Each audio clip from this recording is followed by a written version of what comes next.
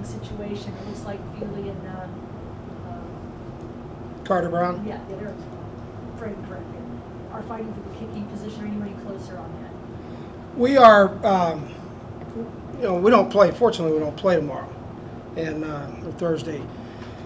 And when I say that, it's that I think it's a good competition. Both of them have done some really good things. I thought today we were a little inconsistent, but they both improved quite a bit.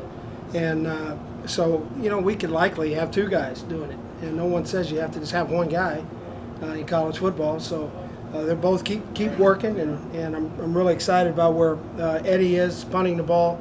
Had a great day today.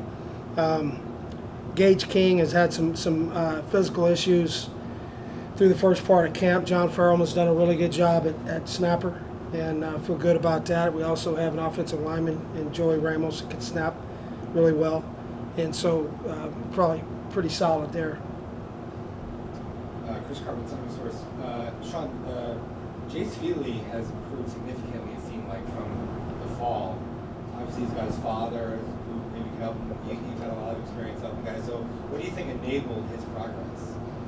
First of all, he's talented, and he's a smart, accountable guy, and he's just really put in, over a year's worth of work of honing in on his craft.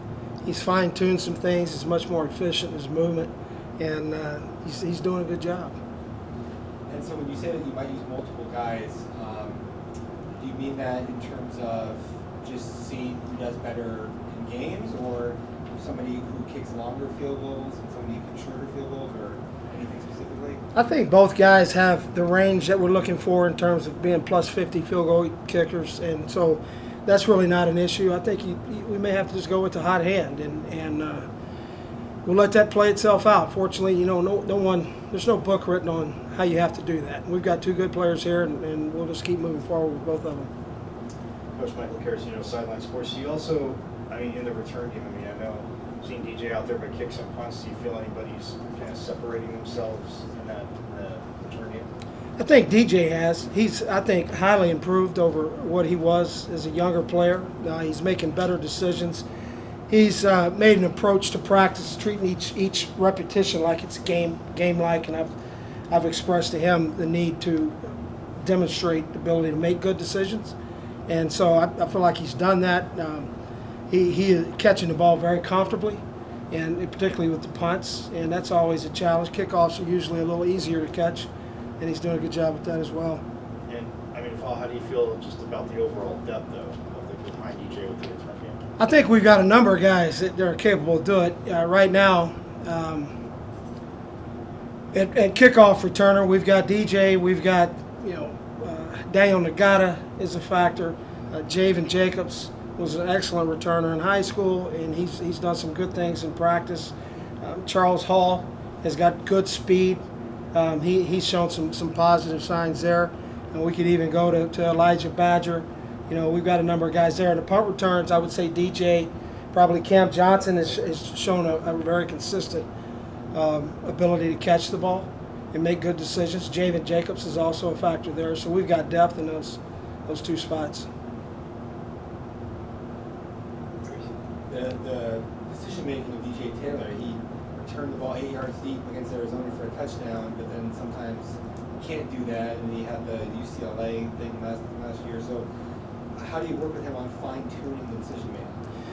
First of all, in the kickoffs, he returns it when I tell him to. And so we, by design, will be aggressive with that or not aggressive with that based on the game situation.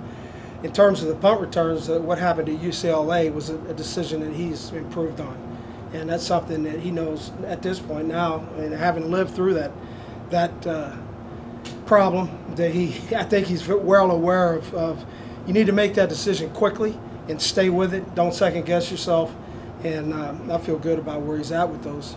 So on kickoffs, there's some situations where you're going to, because of his talent, you're going to take a little bit more chances, and depending on game to game. Yeah, it depends on a lot of things. Like they're kickers. He's kicking the ball fairly low, but he kicks it deep. How hard do their guys cover? You got a team who kicks off mostly touchbacks, so the team never has to tackle. All of a sudden they show up and you got somebody who's going to bring it out on them. It's a whole different deal. And so we calculate it. I think there's times to be conservative with it, and there's times to be aggressive with it. I think we'll probably we got a little bit confident in it with Brandon Ayuk, and then into DJ jumped in there right after that and had success. And so I think we need to be smart about how we handle that moving forward. Your kickoff guy, it looks like it's going to be Eddie. It'll be Eddie to start. Yeah, he'll and he's doing well. He's got a big leg.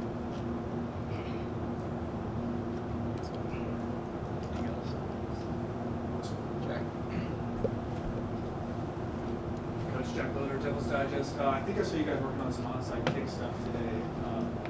Correct me if I'm wrong. How comfortable are you in that situation, both executing them and fielding them? Well, that play it determines the outcome of games generally, and so one of the things we were looking at talking about today is, when you hit a predictable ball in that situation and it just has a consistent rotation and the guy standing behind the line catches the ball, I mean, it's like a ooh-ah, and game's over. So, we're trying to create gray area.